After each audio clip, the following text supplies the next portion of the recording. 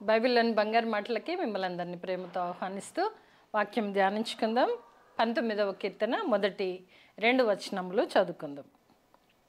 ఆకాశములు దేవుని మహిమను వివరించుచున్నవి, అంతరిక్షము ఆయన చేతి పనిని ప్రచురపరచుచున్నది. పగటికి పగలు బోధ చేయుచున్నది, రాత్రికి రాత్రి జ్ఞానము తెలుపుచున్నది. వాటికి భాష లేదు, మాట లేదు, వాటి స్వరము వినబడదు. అయితే ఇక్కడ మనం చూసినట్లయితే మనము వివరించుచున్నది ఈరోజు బైబిల్లోని బంగారు మాట.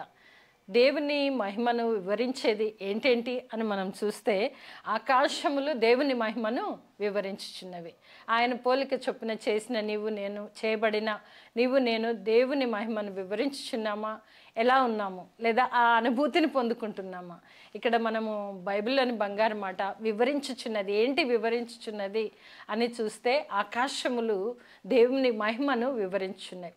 సృష్టిలో తాను చేసిన సమస్తము కూడా దేవుని మాటకి తల వంచుతూ, దేవునిని వివరిస్తూ అనగా చూపిస్తూ, దేవుడు ఒక ఆజ్ఞ ఇచ్చాడు, జారీ చేశాడు, ఆ యొక్క సృష్టి క్రమము వాటికి నేర్పించాడు అని అంటే వాటికి భాష లేదు, మాటలు లేవు, దినదినం ఎవరు హెచ్చరించరు, ఏది లేనప్పటికీ కూడా సృష్టి అంతయు కూడా తన క్రమము ప్రకారముగా నెరవేరుస్తూ కార్యము జరిగించుచున్నవి.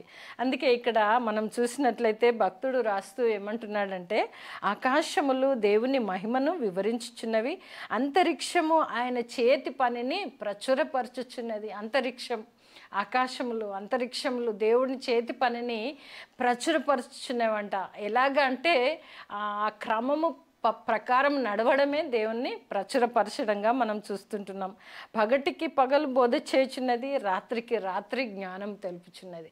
అనగా ఏ మాత్రము కూడా తండ్రి అయిన దేవుని ఆజ్ఞకు లోబడి సమస్తమును క్రమపద్ధతి ప్రకారముగా నడుచుచున్నట్టుగా దేవునిని ఆయన మహిమను వివరించుచున్నట్లుగా మనం చూస్తుంటున్నాం. అంతేకాదు వాటికి భాష లేదు, మాటలు లేవు, వాటి స్వరము కూడా వినబడదు, కానీ పనులు మాత్రం జరిగించుచున్నవి. మనకైతే క్రమము జరిగించటంలో వెనకబడి ఉన్నాము, మాటలు మనకున్నవి, భాష మనకుంది. దేవుని మహిమను ఎంతగా ప్రకటించుచున్నాము, ఎంతగా వివరించుచున్నాము, లేదా దేవుని మహిమను అన్వయించుకొని అనేకులకు ఎలాంటి మాదిరికరమైన జీవితం జీవిస్తున్నాం.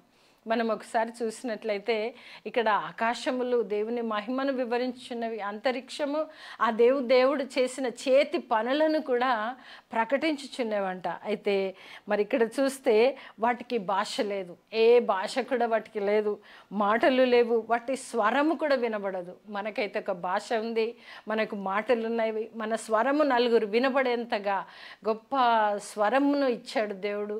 మీరు దేవుని మహిమపరిచే బిడ్డలుగా, దేవుని వివరించే బిడ్డలుగా, ఆయన మహిమను వివరించే బిడ్డలుగా ఉండాలని దేవుడు ఆయన పోలిక చొప్పున చేశాడు. కానీ ఇక్కడ మనం చూసినట్లయితే ఆకాశములు, అంతరిక్షము, వాటికి మాట, భాష, స్వరము ఏది లేనప్పటికీ కూడా దేవుని మహిమను వివరించుచున్నవి.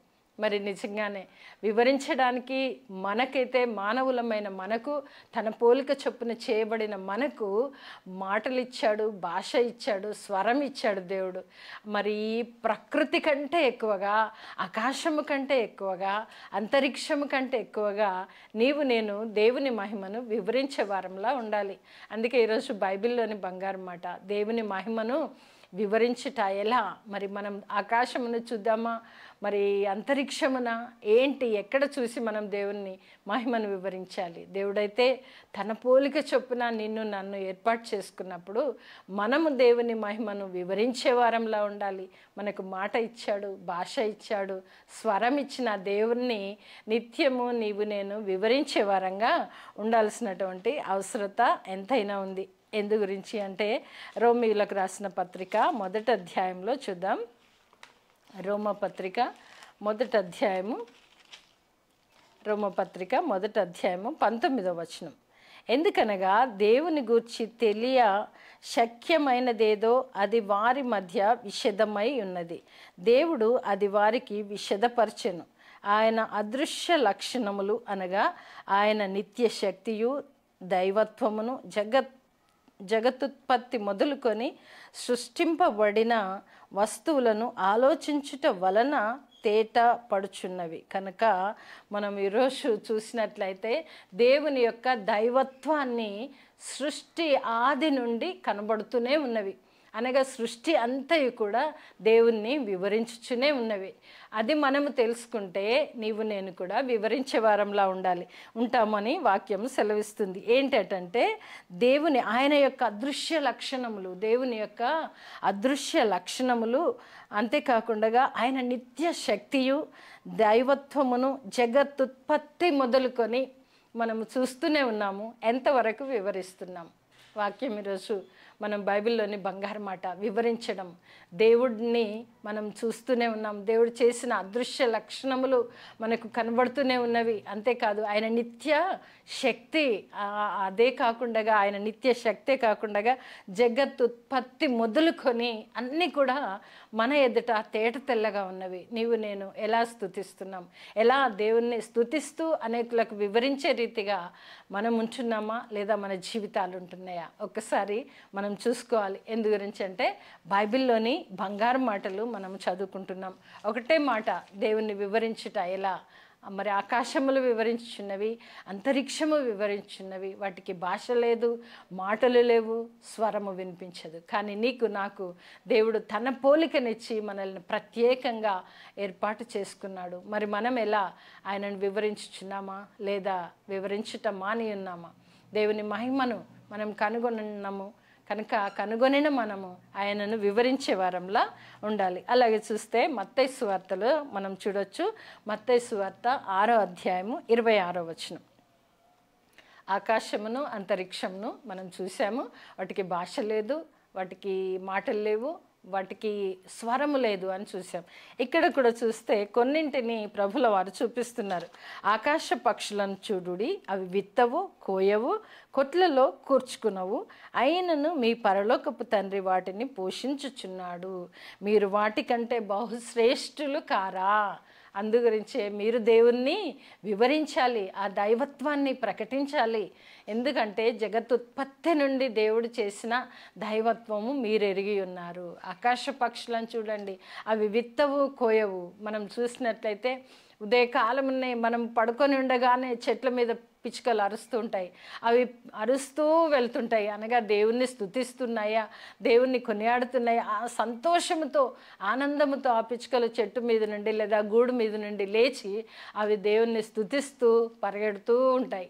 అనగా వాటికి ఏమీ లేదు, కొట్లు లేవు, గరిసె లేవు, అవి కూర్చుకొనవు, అవి విత్తవు, కోయవు. అయినను కానీ మరి మనం చూసినట్లయితే అవి అన్నీ కూడా దేవుణ్ణి వివరించుచున్నట్లుగానే మనం ఇక్కడ చూస్తుంటున్నాం.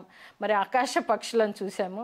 అలాగే చూస్తే 28వ వచనంలో చూస్తే అడవి పువ్వులు ఎలాగూ ఎదుగుచున్నవో ఆలోచించుడి.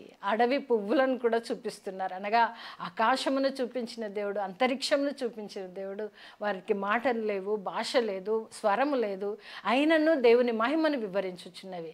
అలాగే ఇక్కడ పక్షులను చూసినట్లయితే వాటికి కొట్టు లేదు, గరిసె లేదు, అవి విత్తవు, కోయవు, అవి కూర్చుకోవడానికి కూడా వాటికి ఏమీ లేవు. అయినను కూడా అవి దేవుణ్ణి వివరించుచున్నవి. ఉదయకాలమున లేచి అవి దేవుణ్ణి స్తుతిస్తూ పరిగెడుతూ ఉంటాయి. మరి మనం ఎలా ఉన్నాం? మన జీవితాలలో దేవుణ్ణి వివరిస్తున్నామా?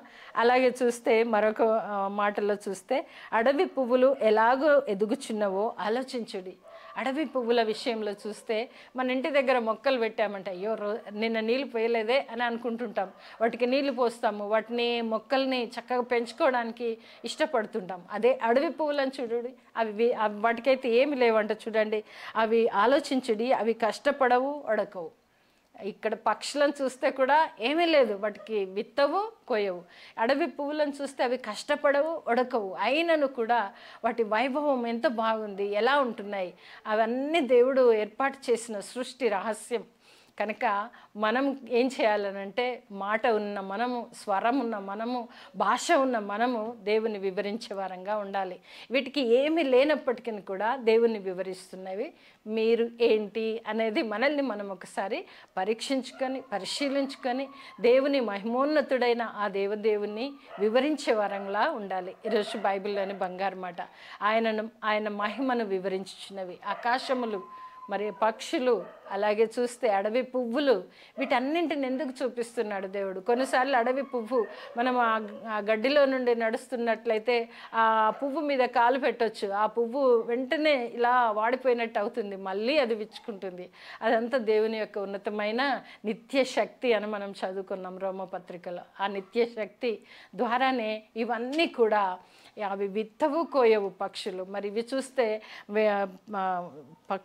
అడవి పువ్వులను గురించి మనం చూసినట్లయితే అవి కష్టపడవు, వడకవు. అవి ఆ సూర్యరశ్మి ద్వారానే, రాత్రి పడుతున్న మంచు ద్వారానే అవన్నీ కూడా చక్కగా మనకు ఎంతో ఆహ్లాదకరమైన వాటిగా కనిపిస్తుంటాయి. మరి మన జీవితాలు దేవుని ఎలా వివరిస్తున్నాయి అని ఒక్కసారి మనం ఆలోచించుకొని, నిజంగానే దేవుడు నన్ను తన పోలికగా చేసి ఉంటున్నాడు కనుక నేను దేవుని వివరించే బిడ్డగా, దేవుని మహిమను గణపరిచే బిడ్డగా, అనేకులకు మాదిరికరమైన బిడ్డగా జీవిస్తానని మనం తీర్మానం తీసుకుందాం. ఎందుకంటే ఈరోజు దేవుని మహిమను వివరించుచున్నామా లేదా ఎలా ఉంటున్నాము అనేది బైబిల్లోని బంగారు మాట మన కొరకే సెలవివ్వబడింది. కనుక బైబిల్లోని బంగారు మాటను వించిన అందరం కూడా దేవుని మహిమను వివరించే వారంగా ఉందుముగాక. ఆమెన్.